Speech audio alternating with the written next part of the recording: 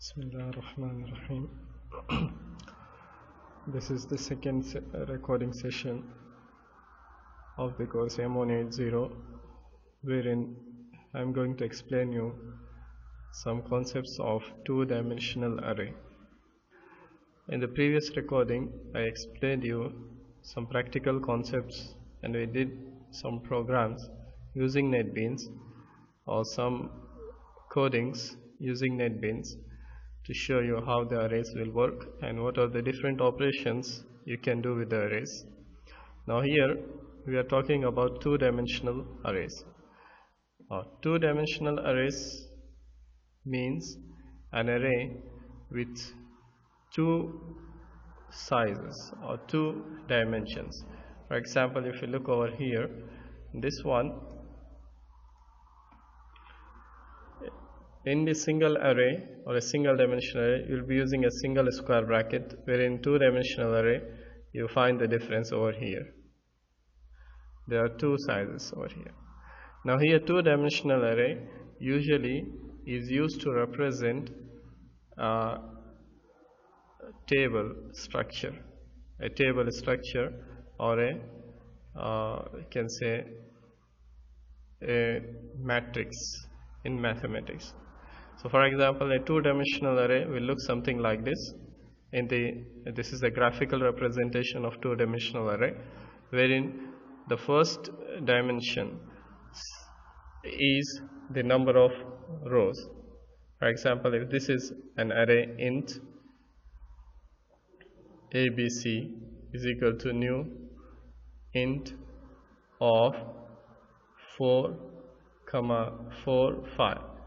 So here the first size gives the number of rows, that is how many rows in the table, and the second size gives the number of columns, that is how many columns are there in this table or in this array. So it means, for example, if you write an array or if you declare an array of two-dimensional, for example, int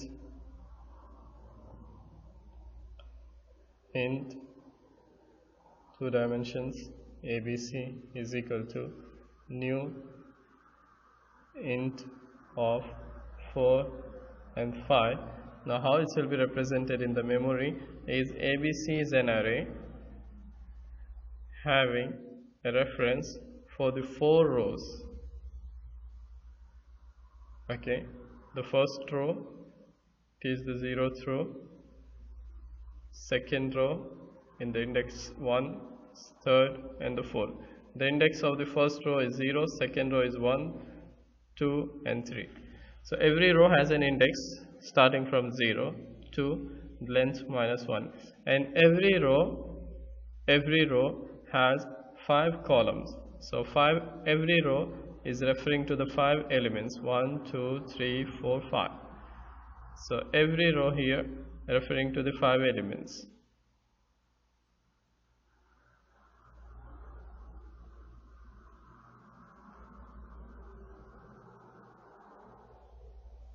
So starting index from 0, 1, 2, 3 and 4. So this is how it will be represented in the memory, the two-dimensional array. So every dimension here, the dimension 1 represent the rows and the dimension 2 represent the columns. So here the first index represent the rows and the second which is representing the columns. So here, as in the arrays with one-dimensional array, we have a variable called length to get the length of the array. So in two-dimensional array also we have a variable called length. Okay, for example, ABC is an array with 4 rows and 5 columns. Okay, now here if I say ABC dot length, to get the length, this will give you the number of rows in the array. For example, here ABC, the number of rows is 4, so if I print system.out.println of abc.length, the output will be 4. Now what if I want to get the columns of the array? So there you need to specify which row you want to know the number of columns. Okay, for example, if I say ABC of 0 dot length, so it means the first row length is the number of columns in the first row. So here in the first row, how many columns are there? There are 5 columns. So if I say system.out.println ABC of 0 dot length, it will give me 5. In the same fashion, if I say ABC of 1 dot length will give me 5 because 5 columns. Like this, if ABC of 2 dot length will give me 5 again. So here, to know the number of rows, you directly use the length variable with the name of the array, the 2-dimensional array. And to know the number of columns, you have to specify of which row you want to know the number of columns.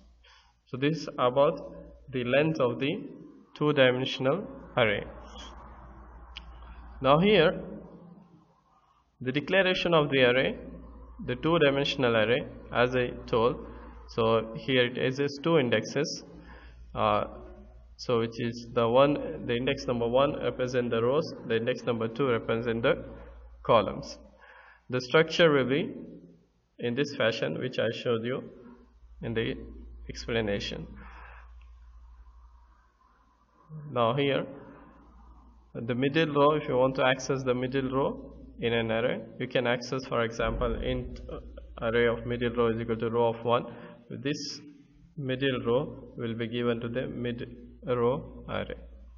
Okay, you want to take it every column as separate and every row as separate into the array, you can take it. Okay. Now here we can also allocate an array with one part of time at a time. For example, I can create an array of rows but unknown columns.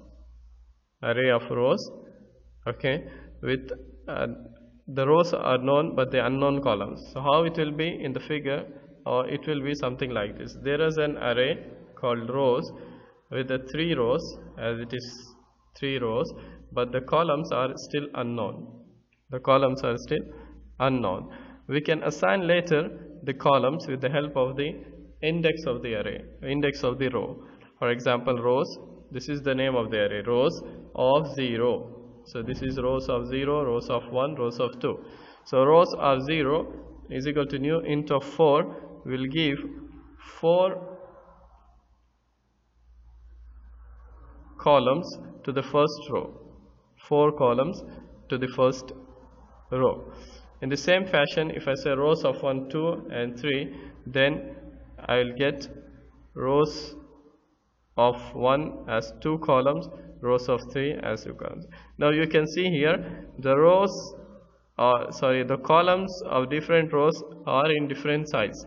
The first row has 4 columns, second row has 2 columns, third row has 3 columns. These type of arrays are called arranged arrays, okay, and the length of the rows are variable. There are different lengths of the columns. The length of the columns are different, and these type of arrays are called arranged arrays. So it is nothing but a 2-dimensional array with rows that are not all of the same length. Different rows has different lengths. Row number 1 has the 4 length, row number 2 2, and row number 3 3. This is called the arranged arrays.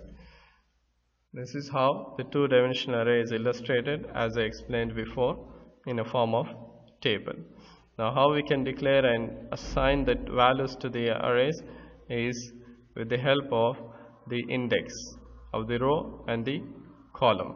For example, table, let's say table is an array, okay, of size 3, 4, of size 3, 4. So it will be declared as,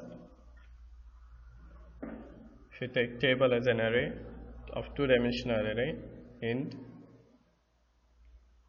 table is equal to new int of 3 comma 3 4, then it is a two-dimensional array of 3 rows and 4 columns in every row. Now how we can assign the values to it? For example, if this is an two-dimensional array, 1 2 3 4, okay, so the index of rows 0 1 2, index of columns 0 1 2 3. So if you want to, for example, this element, then we say table of 0 comma 0, that is 0 row 0 column. So this element, so it will, for example, 10, will assign value 10 to it. Table of 1 2, so it is 1 row 2 column, so it is this element. For example, 30, will assign 30 over here. So like this we can access the same in the same fashion. For example, if I say system.out.println table of 0 0, then it will print me the output as 10, because 0 0 is 10. 0 1 0 2 0 3, 1 0 1 1 1 2 1 3, 2 0 2 1 2 2 2 3. So this is, with the help of index, we can access again the two-dimensional arrays.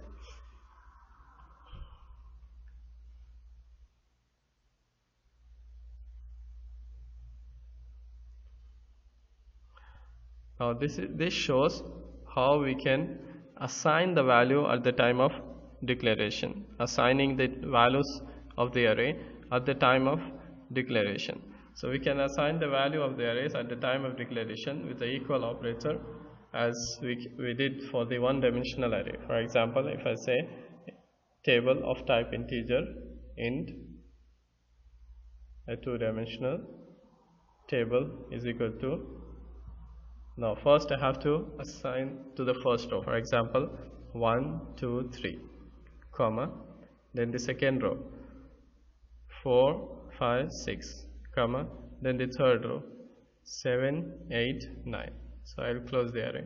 So now here this is a table array with the first row having 3 columns with the value 1 2 3, second row having 3 columns with the value 4 5 6, third row having 3 columns with the value 7 8 9. So how it will be in the memory is something like this in the form of table. Okay, so here first row will be having 1 2 3, second row having 4 5 6, and third row having 7 8 9. Again the index is 0 1 2 0 1 2. So if I say table of 1 1, so it is referring to the value 5. So in this fashion I can assign the values to the two-dimensional array at the time of declaration. We can also assign the elements by using the for loops. Now here, if you remember in the last recording, while we discussed the array, in that one, to perform any operation with the array, we are using one for loop. But for two-dimensional array, we use 2 for loops, one for rows and another for loop for columns. As you see here, the example over here to add the elements of the array. So here we use 2 for loops. Okay, the first for loop is for the rows. So because there are 4 rows, so we use the for loop starting I from 0 to 3. And the second for loop is for the column. So how it goes? First it will go first row and it will go for all the columns of the first row, will be repeated here. And then again go to the second row and all the columns of the second row, third row and all the columns of the second row. So it goes one by one row and all the columns of the first row, second row all the columns of the second row, third row all the columns of the third row. So how it will be, we can see over here. For example, let's take this array table with these values. Okay, 1 2 3 in the first row, second row. Now if you want to add all these values, here is an the problem over here is sum of the elements of the two-dimensional array, sum of the elements of the two-dimensional array. Now here, to sum all these elements, first we have to take the elements element by element. First we take this element, then add this, then this, then go to next row, then go to the next row. So how we can do is, we will take the first for loop for int I is equal to 0, I less than table dot length. It is the number of rows. So how many rows? 3 rows. So it is 0 to 2. The number of rows is from 0 to 2. 0 1 0 1 and 2. So length is 3. So 2 less than 3 up to 2 less than 3. When it becomes 3 less than 3, false. Okay, then I plus plus. Now for every row I have to go for every column.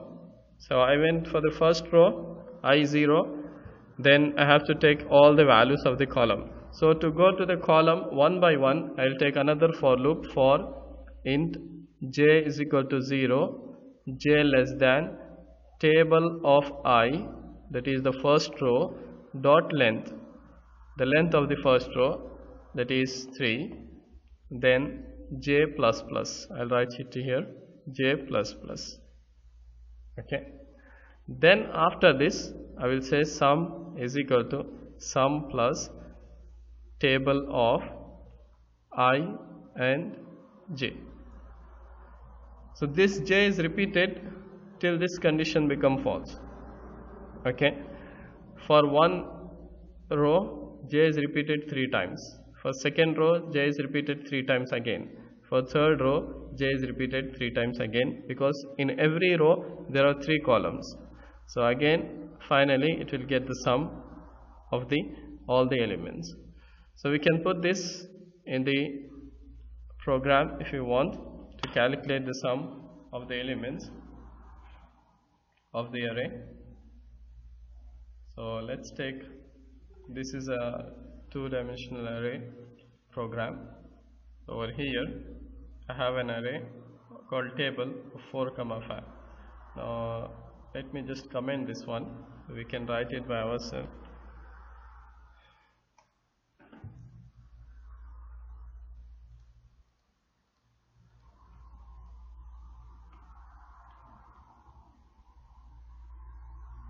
Now I'll create an array over here, 1, 2, 3, comma 4, 5, 6, comma. I am writing this arrays, I mean every column of the array. So here 3 rows and 3 columns. Row number 1, 1, 2, 3, comma row number 2, 4, 5, 6, comma row number 3, 7, 8, 9. So it's a table array. Now I want to add the elements of the array into a variable called sum. First we'll take the sum variable, int sum is equal to 0, and then as I told, we'll take 2 for loops, one for the row and one for the column. Int I is equal to 0, I less than table dot length, and I plus plus. This is for rows, and one for column. For every row there are 3 columns. So we start int j is equal to 0, j is column index, j less than table of I dot length. So length of that first row, second row, third row, j plus plus. Now after this I'll take sum plus equals table of I, table of I and j. Later I can print it as system dot out dot println the sum of table array is plus sum. So it should get the sum of these array elements. So how many elements are this? So total 9 elements. 1 plus 2, 3, 3 plus 3, 6, then 6 plus 4, 10, 15, 21, 28, 36. 36 plus 5 will be 45. So I'll get the answer 45. So let's run this one. The sum of the table array is 45. This is the sum of the table array. So your table dot length gives the length of the number of rows, and table of I dot length will give the every row its number of columns. You want to check for before doing this what is the length of number of rows and what is the number of columns. You can print it system.out.println the number of rows in table array is table dot length. And also if you want to check the columns, let's first check this one. The number of rows in the table array is 3. Okay. Now if you want to check every column, then we go through every row to check every column. Okay. So either use a for loop, or you can go table of 0, table of 1, table of 2, or you use a one for loop for int I is equal to 0, I less than table dot length, and then I plus plus system dot out dot println the length of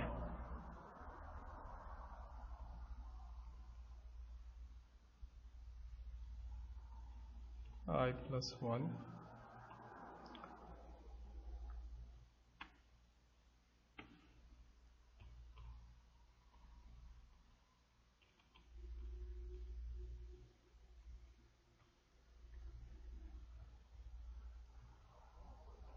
column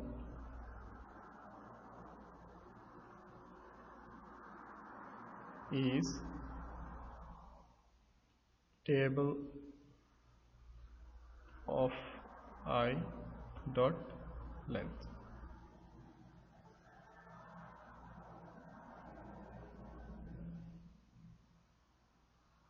There is an exception here, incompatible source but not escaped.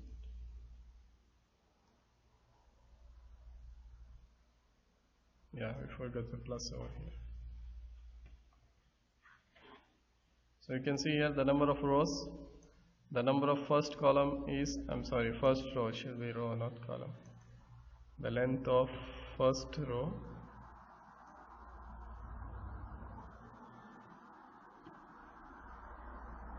so you can see the length of first row is 3, the length of second row is 3, the length of third row is 3. Okay. Now if you change the length of the row, for example, let me make the second row as 2 elements, not 3 elements, and we see the length of the third row is 2. Okay. So I take the first row as only one element. The length of the first row is 1, also only one element. Second row is 3, third row is 2. Okay. So I will change back to 1, 2, 3, 4, 5, 6, 7, 8, 9. So this is how you can get the length of the two-dimensional array, that is length of the rows, that is number of rows, and how many columns in every row. Okay, that is length of the row, and you can add the elements as we saw.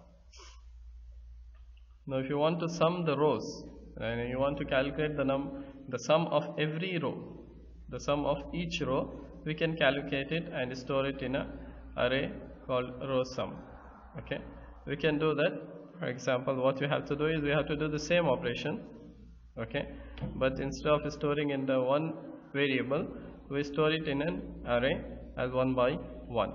So how we can do that is,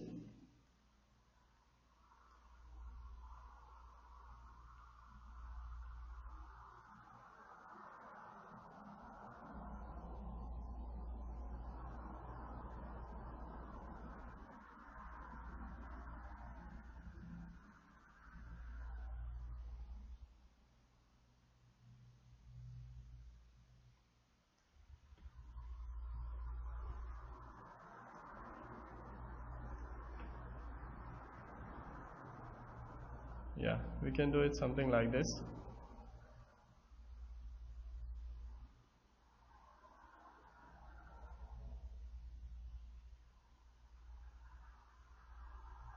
The variable sum is defined already.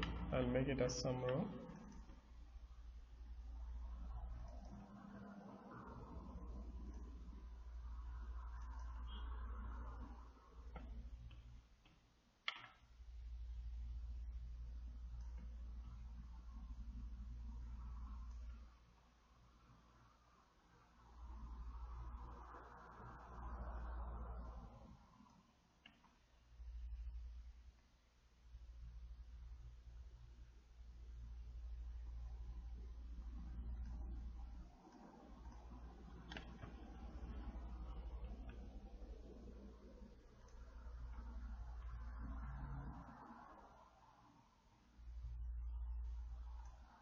Now we can print this one with the help of system.out.println. Infinity closure system.out.println. The sum of rows is for int I is equal to 0, I less than sum underscore row dot length I plus plus system dot out dot println of sum underscore row of I.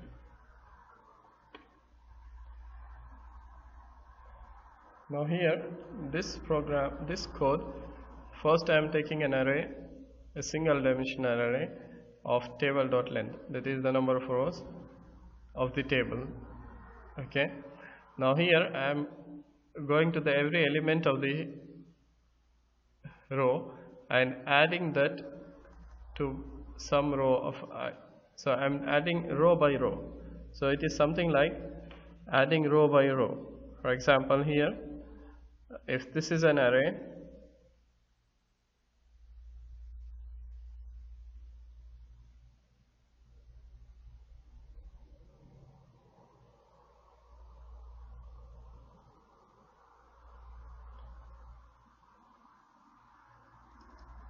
so the array is, for example, this is an array which has 3 rows and 3 columns, 1, 2, 3, 4, 5, 6, 7, 8, 9. So here sum of the rows is adding the first row and giving the sum, it is 6. Second row it is 15. The third row it is 24. Okay, so storing this in another variable called row sum or sum underscore row. Okay, so it is the length of this array will be same as the length of the number of rows. So that's why here what's given here, the sum of rows equal new into of table.length. Table.length is the number of rows of the table, so it is same as it is. So that's why it is taken. The next is we are adding all these elements and storing in this array, and we are displaying it. So here we should get the answer as 6, 15 and 24. So let's run this and see whether we'll get that or not. Yeah, the sum of the rows is, the first row is 66, second row 15, the third is 24. Okay, or you can more format this one by including a statement over here, the sum of, between a double quotes, the sum of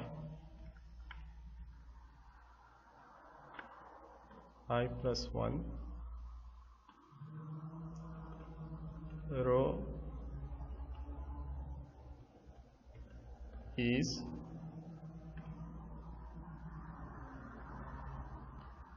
so here the sum of row, first row is 6, the sum of second row, let me just comment this. the sum of first row is 6, the sum of second row is 15, the sum of third row is 24. This is how you can calculate the sum of the rows. Okay. This is all summing the elements.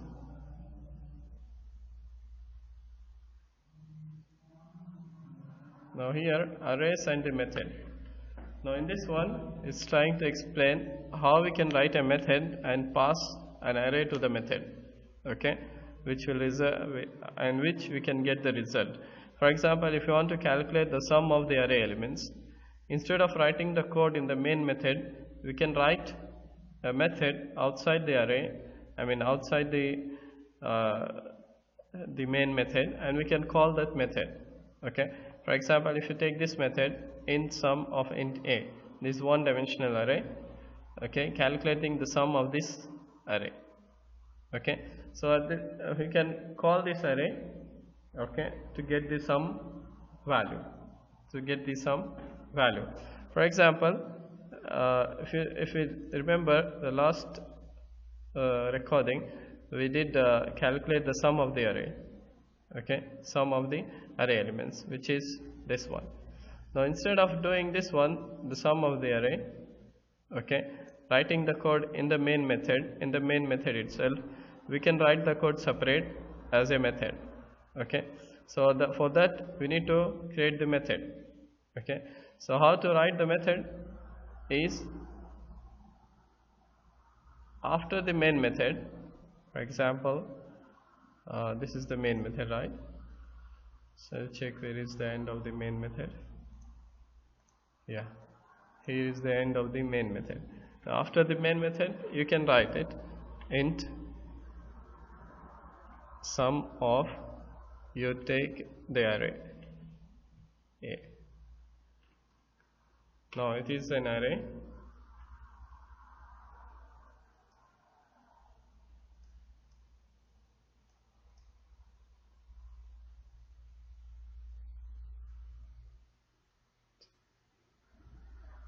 yeah, we need to have it written. Now in this array we can have this code, which is calculating the sum of the array. Yeah, this code.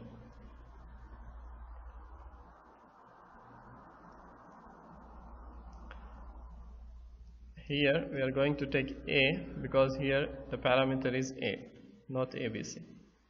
So as the sum is not declared over here, you can declare the sum int sum is equal to 0, okay. And finally this should return sum, that is the sum of the elements. Now here we can call this method to calculate the sum of the array elements, okay, and print it directly. So here the sum of the array elements is sum of ABC. There is an error over here.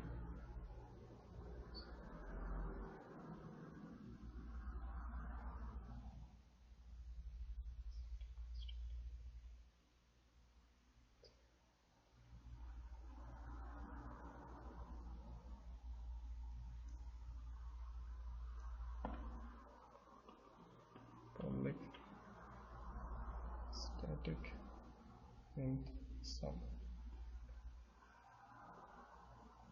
Yeah, sum of ABC. Now this sum of ABC will be called, okay, by passing the array ABC. So it will call the method sum over here by passing the array ABC to this A. Now it will calculate the sum and return the sum of the value. So what should you get? You get the sum of the array. The sum of the array element is 15. Okay. So if you look into the array elements over here, 1, 2, 3, 4, 5, the sum of 1, 2, 3, 4, 5. Now you can call this sum anytime, anywhere in your program. Only one sum code you can call for any number of arrays or any time in the program. This is the advantage of writing the array, that you can call this array anytime. For example, you want to check the sum of two arrays, whether which array, the sum of which element, array element is greater than the another element. So you can call sum of array 1 is greater than sum of array 2. So it will call the method sum of array 1, calculate the sum and return the sum here. And it will call the method again by passing array 2, calculate the sum and return the sum here. Now you can check which array having the largest sum. Okay, this is the use of the methods. You can also write a method to search a value in the array. Okay, as it is same as we did to find the location of the array. Sum the rows of the element, again the same. We can put the array in the method sum. Okay, we have seen how to add the elements of every row. Okay, two-dimensional array with different sizes of their row is also seen. Yeah, here is an example of two matrices A and B, and check which is the largest matrix by comparing every element of the matrix here. So here write a Java method called max2d that takes two-dimensional array matrices A and B and returns two-dimensional array matrix C that contains the maximum of two corresponding elements matrix A and B. For example, from here 7 and 4, which is the largest? 7. 2 and 5, which is the largest? 5. 3 and 5, largest is 5. Then 4 and 2, largest is 4. 2 and 3, largest is 3. And 9 and 4, largest is 9. 1, largest is 1. 2, 2, 2. 3, 2, largest is 3. So this is the output. So you need to check every element of the array, compare with every element of the array B. So every element of array A should be compared with every element of array B, and the largest one should be stored in array C. So you can put this in the NetBeans. I have done this one called max2d over here. I have taken two arrays. One is A with the values 7, 2, 3, 4, 2, 9 and 1, 2, 3. The same values what is there over here, 7, 2, 3, 4, 2, 9 and 1, 2, 3. And the array called B with the value what is given, 4, 5, 5, 2, 3, 4, 1, 2, 2. And a third array. Okay, now here I have to pass by the array element by element. So I will take two for loops. Since both is of same length, I have taken the length for the array A dot length and A of I dot length. A dot length is the rows, 1, 2, 3 rows, and A of I dot length is the number of columns in every row. So 3, 3, 3. Since both array A and B are of same size, I have taken the length of array A for both. Now I am comparing A of ij, that is every element of A is compared with B of ij, that is every element of B. So if A of ij is greater than B of ij, then C of ij is equal to A of ij. So if the element of A is greater than B, then put the element of A into C, else put the element of B into C. And then you can print the array C, that is the matrix C, with the help of two for loops, one for row and one for the column. Okay, and you can print the elements. So let me just run this one just to confirm with you. So you get the result as 7, 5, 5, 4, 3, 9 and 1, 2, 3. So you can check the result 7, 5, 5, 4, 3, 9 and 1, 2, 3. So this is how you can do it. There is another code here, find the two-dimensional array. So find the element B, find the element B and how many times the element is found. So here is an example. Write a Java code of method find2d that takes one two-dimensional array and an integer B. The method should return integer C, that is the number of times B found in matrix A. So what you have to do is you have to again go through the array one by one and check whether with every element it is B or not, and increment the counter C.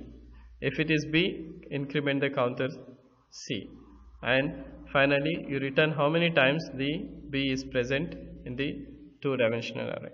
You can copy this code and put on NetBeans and you can work on it. So this is all we have regarding the two-dimensional array. So I hope it is clear and easy to understand. So all what you have to do here is you do the same programs what are there in these slides to practice the array and to understand the two-dimensional array. So this is all what we have about the two-dimensional array in the course M180, and inshallah in the next video I will explain you about strings and some string functions or the methods used in the strings. So thank you for watching the video, and you will get soon the next video about the strings. Thank you again. See you later.